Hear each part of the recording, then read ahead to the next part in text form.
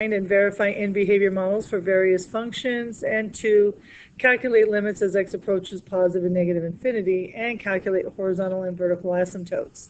So a little review from algebra is going to hit us in this one. Find limits as x approaches plus or minus infinity. The symbol for infinity does not represent a real number. We use infinity to describe the behavior of a function when the value in its domain or range outgrow all finite bounds. For example, when we say the limit of x as x approaches infinity, we mean the limit of f as x moves increasingly far to the right on the number line. Just the same, when we say the limit of x approaches negative infinity, we mean the limit of f as x moves increasingly far to the left on the number line. So horizontal asymptotes. Calculus views the line y equals b as a horizontal asymptote of a graph of a function y equals f of x if either of these occur. The limit of f of x as x approaches infinity equals b, or the limit as f of x as x approaches negative infinity equals b. However, let's go back to algebra. Back to algebra. There are 3 tests for horizontal asymptote. 1, power of numerator equals denominator. Anyways, the power of the numerator equals the power of the denominator. So in the case would be 3x squared over 2x squared. Then the horizontal asymptote would simply be 3 over 2. Because, and guess what? The limit as x approaches infinity, because these are both going to always be positive, is going to be 3/2. The second one, if the power of denominator is greater than power of numerator.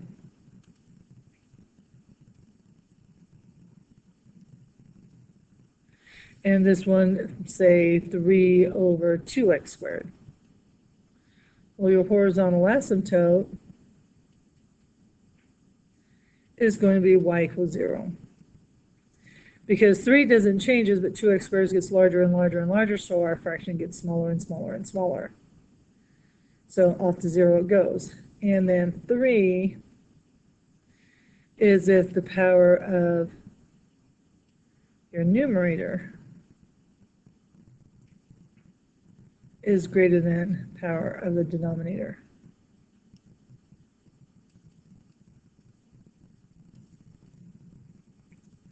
In this case, so we can leave this as 3x squared over 2. Horizontal asymptote, there's that one. Okay, so these are ones to keep in mind, little reminders of. Okay, example, horizontal asymptote, use a graph and tables to find the limits and identify all horizontal asymptotes. So keep in mind we're looking at for the limit as x approaches infinity. I know I have that up there, of f of x, which means all of our x values are positive, x is greater than 0, and getting larger and larger and larger. So we get this number over this number, but this is where algebra comes in easier. X over x equals 1. So we go, well, as my x values get larger and larger and larger, I get 1. And then the limit as x approaches negative infinity of f of x. Now notice this plus 1 isn't going to do anything to it, because if this number was 1,000, so what, we have 1,001 over 1,000. Not that huge of a difference. So as this one, so now we're looking at, we're going negative, well, that's fine. Negative x over negative x equals positive 1. So the part C, so this is part A, part B, Granted, it works over here. Part C, identify all horizontal asymptotes. Horizontal asymptotes, y equals 1. Now we can graph this thing and you can see that it does level off at 1, but I can't show you a graph, so that's kind of difficult to do. Okay, so let's look at this one. Again, use a graph and tables to find it so you can graph this or whatever. But again, I want to point out that these numbers behind make no difference. So I can pretend that this is just simply f of x equals x over the square root of x squared, which means I have x over plus or minus x. Some people will see it as x over absolute value of x. Either way, you're going to get the same answers in the end. So let's start part 1. My numbers get larger and larger and larger. This is positive. The number up here is getting larger and larger and larger, so it's positive. So x over x is 1. This one here, as x approaches negative infinity. Now this guy is negative, negative. And then this guy I'm throwing in as negative, but he can be positive or negative. So what I need to point out is I use the positive version on this guy, so the negative version has to go on this guy. Or vice versa, I guess. Absolute value would have made more sense on this guy. X over absolute value of x. Whenever you do square root, if it comes out with a power odd, you have to put in absolute value symbols. So I put positive, positive, this guy is guaranteed to be positive. If I put positive on top, I get positive. If I put a negative on top, I get negative. Negative over positive gives me negative 1. Because the values of each are going to come out the same. But again, I want to point out that as this number gets larger and larger and larger, this 1 becomes insignificant. So my horizontal asymptotes, y equals plus or minus 1. There's my horizontal asymptotes on that one.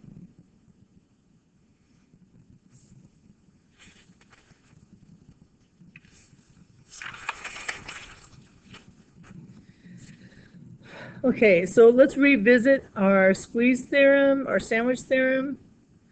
The sandwich theorem also holds for limits as x approaches positive or negative infinity. Find limit as x approaches infinity of cosine of x over x graphically, and then use a table of values. Well, the one thing that I want to point out is we graph this thing. Here's your graph. Is we have a horizontal vertical asymptote at 0 because x cannot be 0. I'm not worried what's going on here because they're just asking about infinity.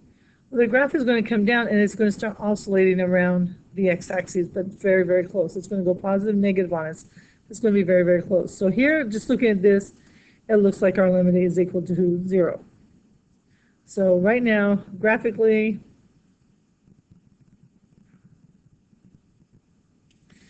the limit as x approaches infinity of cosine of x over x is going to be 0. Because my x in the denominator, so we can even use horizontal asymptotes. The power on top is 0. We do not have x by itself. That x is represented in an angle. And cosine, go with the range. Cosine just goes up and down, 1, negative 1, 1, negative 1, 1, negative 1. But this guy just keeps getting larger and larger and larger and larger, which makes the fraction smaller and smaller and smaller. It's going to oscillate back and forth here because the positive and negative values that cosine carries. Now let's look at the table. When we use a table, we're trying to get numbers closer and closer to what we're getting to, but we're trying to go up to infinity. So we're looking at what x is, what is y. So if you put this in a calculator, if you do x equals 10, you're going to get negative 0.0839. Now, since we're going off to infinity, we're going to change our numbers very quickly. 100 is going to give me 0.00862. Notice I went negative positive, but I'm still staying very close to 0. 1,000 gives me 0.00056. and 10,000 gives me a number of negative 0.0001. So you can see that even though it's going between positive and negative, it's staying right there by 0. So that confirms our answer here.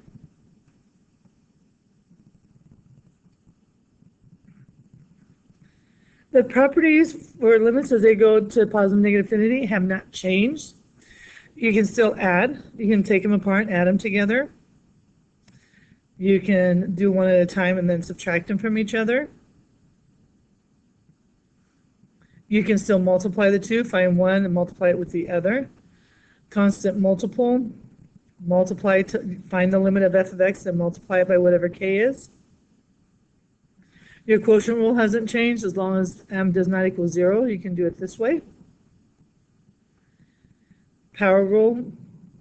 Actually, I'm going to come back on this one for the quotient rule. This is one of those that you do towards infinity, and say you get infinity over infinity because your numbers just both keep getting larger and larger and larger. If you get something like this, this is also one like 0 over 0. There's something more that can be done. Okay, again, you have your power. I'll remind you guys, r is the power, and the denominator is your root. So again, 8 to the 2/3 power is the cube root of 8 squared. Okay, so if the limits as they approach a, so now earlier we were playing with as x approaches infinity, and you're looking at horizontal asymptotes. So now the question is, what if I have x approaches a and it's going, my values are just going way out there. If the values of a function f of x outgrow all positive bounds as x approaches a finite number, we say that the limit as x approaches a of f of x equals infinity. And same with the negative. If the values of f become large and negative, exceeding all negative bounds, then we can say the limit is negative infinity. This time we're going to be looking at vertical asymptotes on these ones. The line x equals a is a vertical asymptote of the graph of a function y equals f of x if either the limit of f of x as x approaches a from the positive side is positive or negative infinity, or the limit of f of x as x approaches a from the left equals positive or negative infinity. So on this one here, it says find the vertical asymptotes of the graph and then describe the behavior. This means limits. Okay, make sure you understand that. That means limits. So for my vertical asymptotes, we do a little algebra, and we get 4 minus x squared equals 0. So 4 equals x squared, but I like my x to be first, so x squared equals 4. Square root both sides, and we get x equals plus or minus 2. And you can see that here. This is negative 2, this is positive 2. But what they're asking you, the second part they're asking you to do is the limits. The limit as x approaches negative 2 from the left of f of x, and the limit as x approaches negative 2 from the right. Then they want you to do the limit of f of x as x approaches 2 from the left, and then the limit of f of x as x approaches 2 from the right. So if I this is negative 2, if I approach it from the left, it's going to negative infinity. If I approach it from the right, so I'm coming this way, it's going to positive infinity. If I put in, look for 2 coming from the left, 2 coming from the left is also going to infinity. and 2 from the right is going to negative infinity. Now, if I was to ask what is the limit as x approaches -2, well, since infinity does not equal negative infinity, it doesn't exist.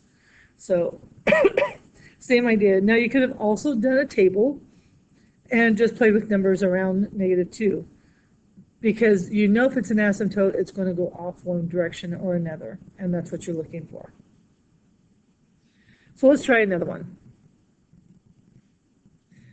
So find the vertical asymptotes of the function, the graph, excuse me, and to the right and left of each asymptote.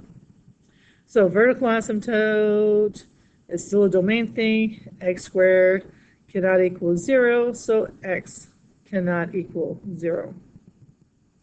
You have the 1. And then they add the second part, again, don't forget, that means limits. The limit as x approaches 0 from the left, and the limit as x approaches 0 from the right. Now this time I purposely did not give you a graph, that way you'd have to approach it a little differently. But one of the things, we can go logic. X squared is always going to be positive. And if this guy is positive, then this thing will always be positive, which means that as my numbers get closer and closer and closer to 0, the larger my values are going to become. They both go to infinity, which means that the limit as x approaches 0 of f of x equals infinity. Now, I could do a table, and most tables would be done on a calculator, but I just want to kind of prove this one. We're looking at what's happening at 0, but we can't put 0 in, because if I put 0 in, then I get 1 over 0. So I put a test point in. Let's put a -1. Let's put a +1. If I put a -1 into this, I get 1 back, and 1 over 1 is 1. If I put +1 in, 1 squared is 1, 1 over 1 is 1. Now, we're not going to claim that the answer is 1. It's just the fact that this is a positive value, and this is a positive value, which means this is going to be positive infinity. Because if I put a -1 and 1, if I put in 1/2, it would get larger. It would go to 4, it would go to 4. If I put, I could put in 100, it'll go to 10,000. And we can play with a calculator to prove that one. Our graph, in the end, is doing this bit. Both sides are going to infinity. And if I asked you what is the limit as x approaches infinity, it goes to infinity. If x approaches -infinity, it's still infinity, because actually these values are 0, because x values are getting larger and larger. The y values are 0, because this will never, it's always positive. So it can never cross the x-axis. So it's going to get closer and closer to 0, nothing more. Okay, well, that is what I wanted to end with day 1. Yay, and day 1.